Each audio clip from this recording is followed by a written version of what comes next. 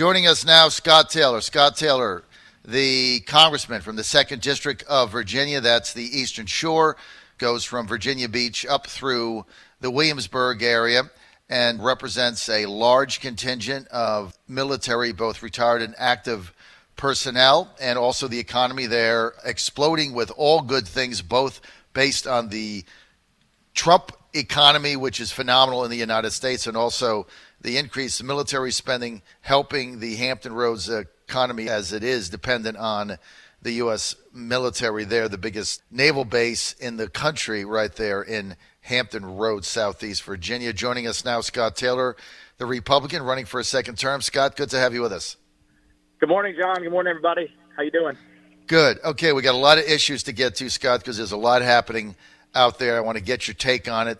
But let's start without getting into the detail. I had Ben Tribbett on yesterday. He predicted you guys were going to lose big, citing this allegation with Sean Brown and saying they got internal polling showing that your opponent, Elaine Luria, is surging ahead. I'm thinking you probably have a different take on that. I was hoping you would share that with our audience. Where does Ben Tribbett live? Has Ben Tribbett ever walked around these streets and talked to people and see who they support? I saw their poll. Their poll was a very skewed Democrat poll. It had in September. So you have a first-time candidate who has hardly any name recognition except for what she's just gotten recently on TV, and a 6% undecided is what they had on their poll. I don't know if I know you've seen polls for a long time. In September, it's unheard of to have 6% undecided. It's clearly skewed. And what's funny is that while they got one story out of it, they tried to get a story in the Virginia Pilot too with their sham poll. And Bill Bartell, as a good journalist that he is, said, "All right, well, send us the internals, send us the crosstabs," and they wouldn't send them. Which, of course, for your listening audience, shows who they polled, what they asked, all those things. So you can make a poll, show whatever you want. I will definitely say that there's been a lot of, they've been sending out, spend a couple $1 million on the attack, right? And it has an effect, right? So there's no question about it. But our numbers are good, and we have a lot of support on this district. We've been working for years in this district. People, just because they see some Elaine Luria attack ad on us, aren't just going to say, okay, well, Scott's bad now. A couple months ago, they weren't hearing that I was a racist, a sexist, or corrupt, or any of those things, right? So they just saw the actual work that we're getting done.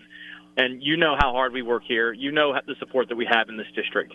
I'm pretty confident that we're going to win in November. So I don't care what Ben Tribbett says. He has no idea actually on the ground what's going on here in this district. All right, so it sounds like what you're saying is the poll that tell him to drive down to Virginia Beach or Norfolk or Hampton or York County or Poquoson and tell him to drive through some neighborhoods, and you tell me what the support looks like. Because what he'll see is a ton of Taylor signs and just very few Luria signs. Well, I will ask him to do that, but it sounds like when I got the poll from them, because I'm on the email list too. Did you see the crosstabs? I bet you didn't. No, they wouldn't send the crosstabs out. But I have to say, in all candor, and I try to be honest on the air, Scott Taylor, as you know, I try to be candid and tell it like it is. I thought the 6% undecided was a huge red flag when you've got a brand new candidate that's no one's heard of and doesn't know what her positions are, and not everybody is sure about what happened with the Sean Brown thing. I was expecting 26%. Tell Ben Tribbett to come to Virginia Beach to do two things: go through some neighborhoods, go ask people, say who's running for Congress right now, who's running against Scott Taylor for Congress. I mean, it's ridiculous. This is not a known candidate, so there's no way that it's 6% undecided. It's ridiculous. To me, that's the red flag, and obviously you've got internal polls that are showing we do, and they don't say result. What they said. And then even the last one that they tried to say that they had in June, their polls in June, we were like way off. And we try to be when I do polls, John, I want to know real information. I don't want to skew it towards me. I want to know what's going on, and right. I don't think it's helpful for that. So I think it's just a sham poll.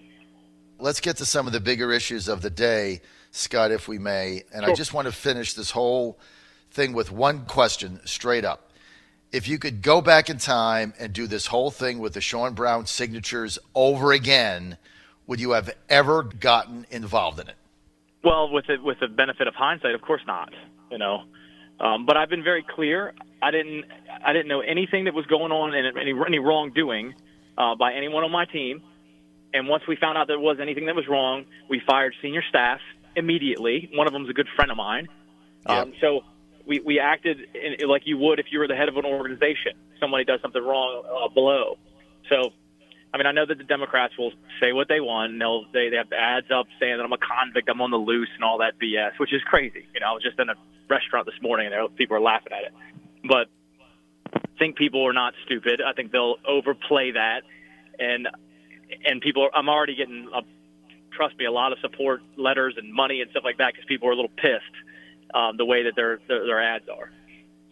But to answer your question, yeah, in hindsight, no, and it's unfortunate that the people in my district have to now listen and see all this stuff. And the benefit of hindsight, no. So you're admitting that getting involved in having your staff get signatures for somebody else, that was a mistake? Yeah. Okay. Look, I'm responsible for my team. There's no question about it. I can't control the activities of people on my team if they decide to do something that's wrong. But like I said, as soon as we found out something that there was wrong, and initially I didn't think that there was anything that was wrong. I didn't have that information of anything being wrong. Once we did, we took action. We fired senior staff who were supposed to stop that stuff from happening. So, but I am responsible for my team. We took action and we moved on. Obviously I can't control my opponents and what they say and stuff like that, and that's fine. They'll continue to do that, and we'll deal with it. We're continued to be focused on representing our district and getting things done. There's going to be a big story next week, John, that we're going to be having another bill passed the House that's going to save lives.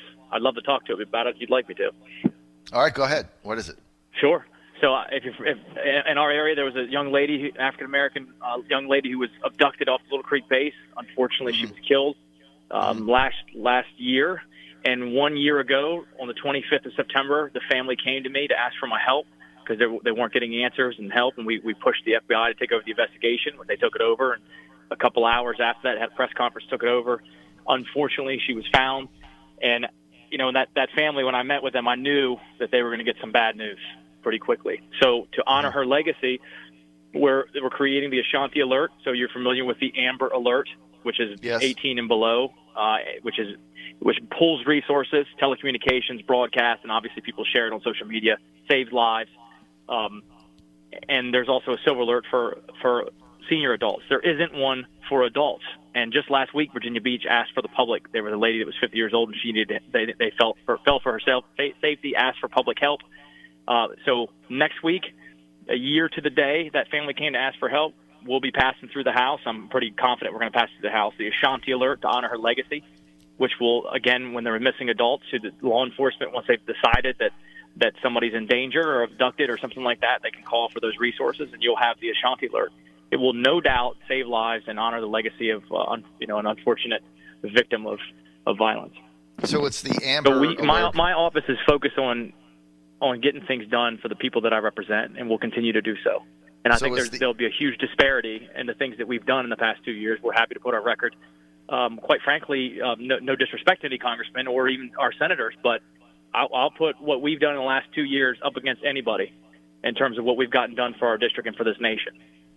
So we're confident that we will be reelected because people know who we are, they know what we've done, and we think we'll be reelected in November. All right, let's get to some of the big issues of the day. I'm going to start with foreign policy. Mike Pompeo very upset at former Secretary of State John Kerry making a stunning announcement yesterday that John Kerry is fine. He can talk to any foreign leader he wants, but to be on foreign soil admonishing the policies of the elected administration, he thought was a very nefarious way to go about it, and he also thought that it was setting a very bad precedent. What say you? I think at a minimum, it's highly inappropriate. At a maximum, it should be investigated. I mean, like, if you're out there and you're a liberal and you feel like Mike Flynn was guilty of the Logan Act, which is questionable at best, he was in his transition. If logically, if you're if you are going to be logically consistent, then you got to condemn what John Kerry's doing. I think it's crazy. So I think Secretary Pompeo was spot on in his comments and his words. But yeah, I think at a minimum, it's highly inappropriate. At a maximum, it should be investigated. Scott, let's get to Idlib. We have a major offensive now by the Assad regime. That's the last stronghold of the rebels, trying to push them out. We have a Russian plane shot down by their ally Syria. First, Putin blames Israel, then he backs off on it. Meantime, we got 1.2 million people there that are going to end up either being in a bloodbath or being refugees. There's nowhere to go. Turkey doesn't want them. How do you solve this, Scott Taylor? You've been there. How do you solve this? Well, I wish that I had I could just give you a quick answer and be like, boom, that this is what happens. Or quite frankly, there are a lot of potential. There's a lot of potential flashpoints with that because you have a lot of great powers playing in the same sandbox, and the potential for flashpoint and larger conflict is really high. I mean, we have troops around the area. We've been very clear to Russia and Syria and warned them, and then Russia has also warned us, and so we've drawn. I think we have drawn a red line in usage of chemical weapons again in Syria. And specifically there's been some intel that may happen. I think if it does happen, you're going to see a U.S. response, a very strong one.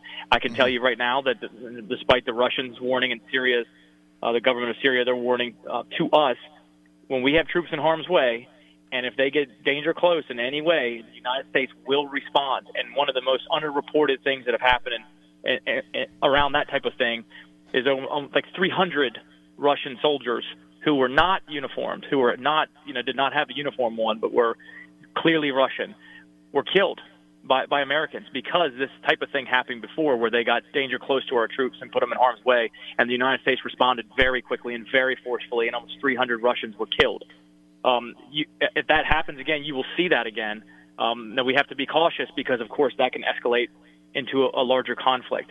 It is my hope that does not happen, that we're able to communicate and deconflict, which we've been doing. I've been over to the air base in Qatar and saw the phone where we deconflict our, with Russian pilots and stuff in real time in the air. This type of operation is very, very dangerous and can escalate out of control really quickly.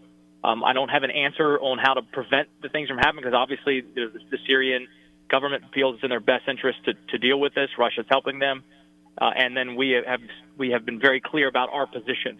So it's my hope, of course, that something doesn't spiral out of control. But I'm very confident that our troops and the United States will, according to what we've said that we're going to do and the red lines that we've drawn, we will respond if necessary and forcefully and very strongly. Scott Taylor, let's get to the Yemeni situation where the U.S. and the U.K. is backing the Saudi Emirates war coalition intervening in the Yemeni civil war against the Houthis, who are getting support from Iran. There's no AUMF for this. We're training their pilots. We're giving them targets. We're refueling their engines. We've also sold them the military equipment. 50,000 Yemenis are dead right now. Children are starving. I was on a show the other day. I saw a picture of mothers cooking leaves. I mean, this is a really humanitarian crisis. If you're advising the president right now, should we stay in it? Should we keep backing the Saudi war effort? Or should the U.S. just get the hell out? What would be your advice right now to President Trump? Well, as you know, John, I spent years in Yemen, 4 years in and out of Yemen. I'm very, very familiar with the complexities, both domestically and internally with Yemen, with the Houthis, with the Southern Secessionist movement, with the international black government, with a little bit of Al-Qaeda, a little bit of ISIS, and then geopolitically with Saudi and Iran and their conflict there. In my opinion, and you mentioned the AUMF, that's a different conversation. We probably don't have time to go over that. I am for a new AUMF, as you very well know. But in Yemen, when you look at Hudaydah, where the Emiratis are right now, and they're trying to take control of that port, I think it's actually very essential that a coalition who can provide aid and will do it in a much better way than the Houthis do, who have extorted, quite frankly, money and aid and stuff like that, and prevented it from getting to crucial parts of Yemen. I think it's actually important that our allies or our friends do control that port, not just because of humanitarian aid, but also because of geopolitical strategy and where that port is, and the trade traffic that goes through there. Now, because they've shot missiles, of course, at tankers and other folks, but Yemen is not. It has to have a political solution. So, if I was advising the president and I was talking to Ambassador John Bolton, his national security advisor, which I was in the White House a month ago, speaking to him about this very issue, there has to be a political solution. The Houthis right now, and quite frankly, with the Saudi Arabia has legitimized Houthi control in some areas because of overplaying their hand. So there has to be a political solution, and the Houthis will be at the table for any political solution. I don't think there's a military solution in Yemen. I think it's a political one. So my advice to the United States and the president is to do everything we can, continuing to have backed up by potential military power, but you need diplomacy, and we need to give it attention. We need to have a special envoy, not just from the UN, which is there right now, but an envoy from the United States who is very much focused on a diplomatic, political solution in Yemen so that we can stop the humanitarian crisis, as well as make sure that Saudi Arabia feels secure in their borders. So you're looking for a major diplomatic effort led by the U.S. in order to find a political solution to bring this civil war to an end, if I could sum it up. That's correct. And it may not – look, there's a UN and there's a UN delegation there now, an envoy that's trying for a political solution. I just think the United States has to be engaged. Right. I think we have to be engaged in a diplomatic solution. I don't see it as a military solution. Like I said, I've been there. I spent a lot of time there. Right.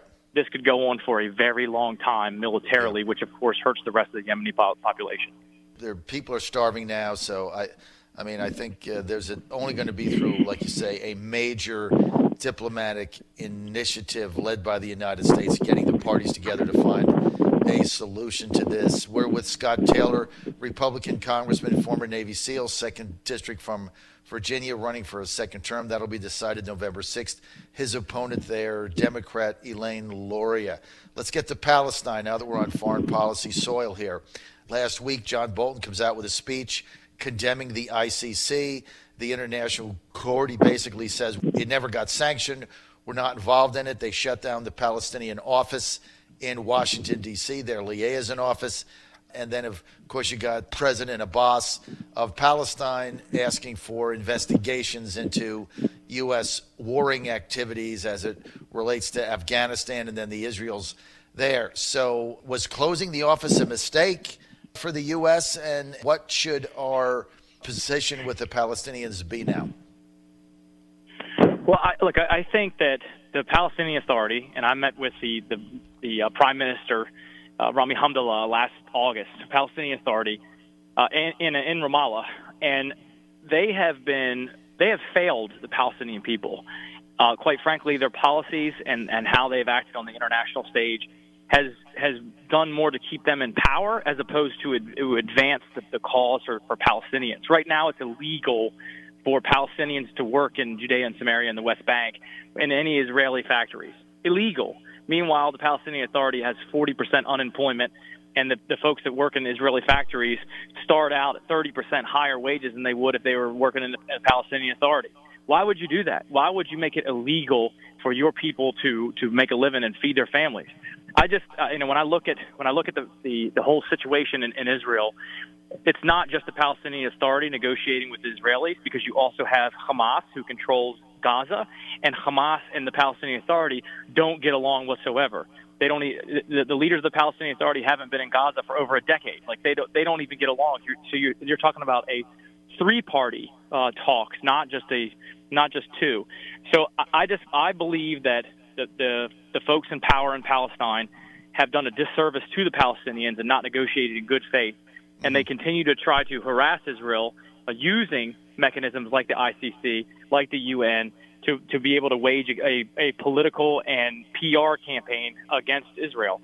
I'd like to see – I think there are legitimate things in Palestine. For example, it's hard for them to export goods, if not impossible for them. I think that should be lifted by Israel. But I also think that you can negotiate in good faith to make that happen.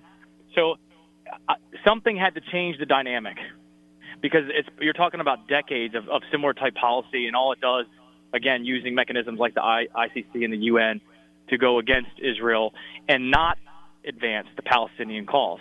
So I'd like to see the Palestinian cause advance. I'd like to see them live in peace with their neighbor Israel and thrive.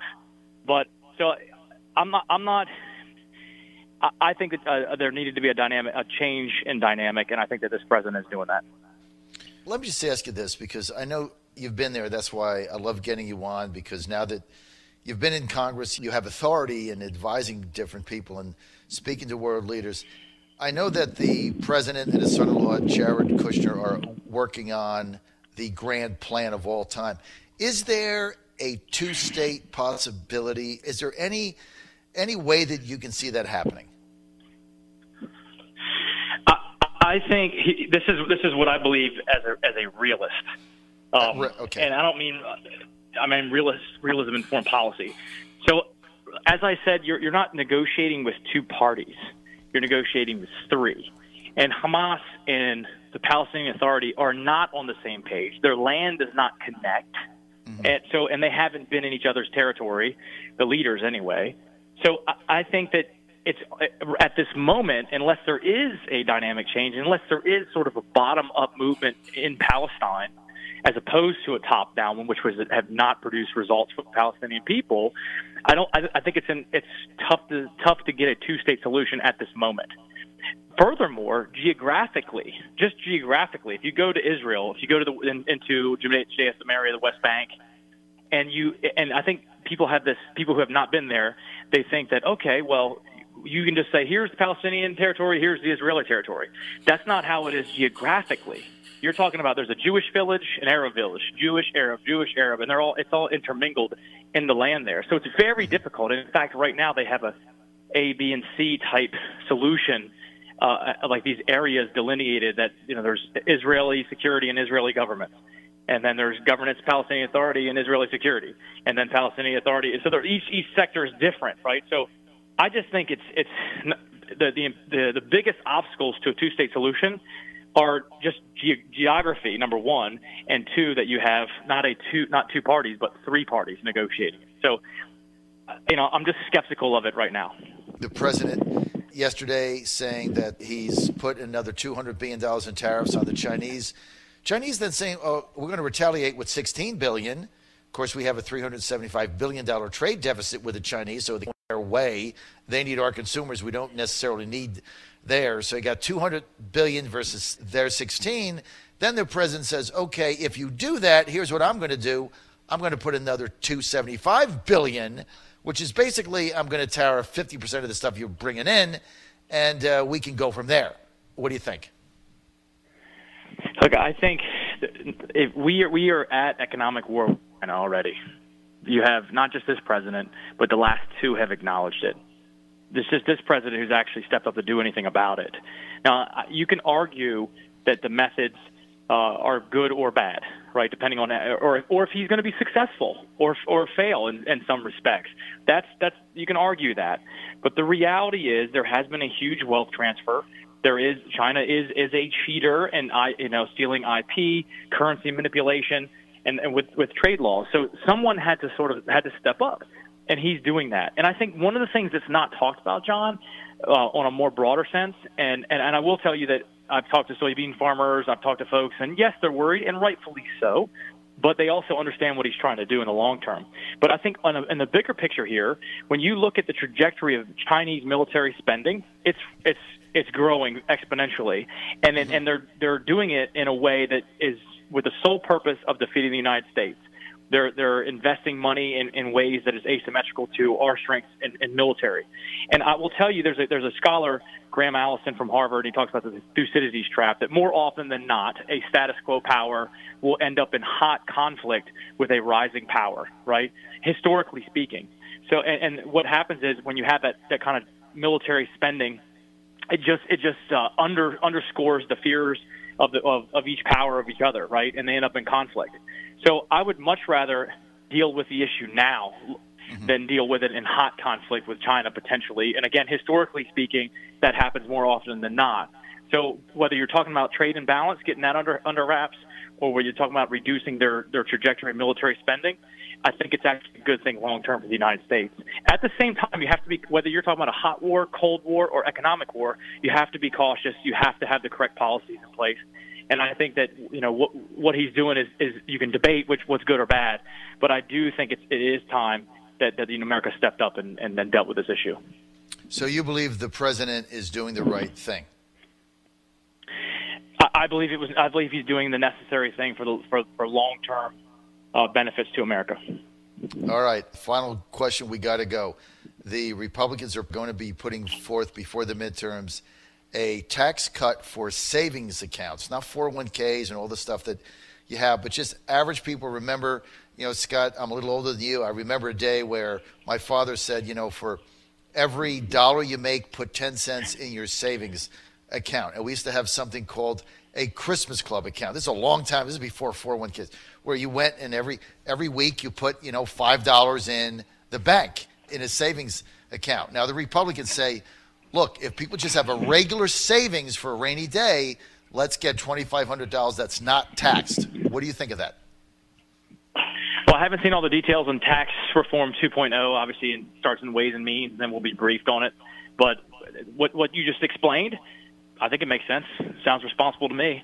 You know, you hear all often about the average American doesn't have the ability to, or doesn't have $500 in the bank, or whatever the statistic or number is. But you hear about that fairly often. Mm-hmm. And look, you don't want people to be, you know, $500 away from a disaster with their life. So I think it's important to have a reserve, of course. So I like it. People want more information on your campaign. Where do they go? Well, we're obviously on Facebook, of course, under Scott Taylor, and then, of course, scotttaylor.us is our website. We love your support in November. Thanks, everybody. Appreciate being on your show, John. And I've got a couple people that have said, how do I get a sign? Go to scotttaylor.us, scotttaylor.us. Or Facebook message, and we'll deliver it right to your place.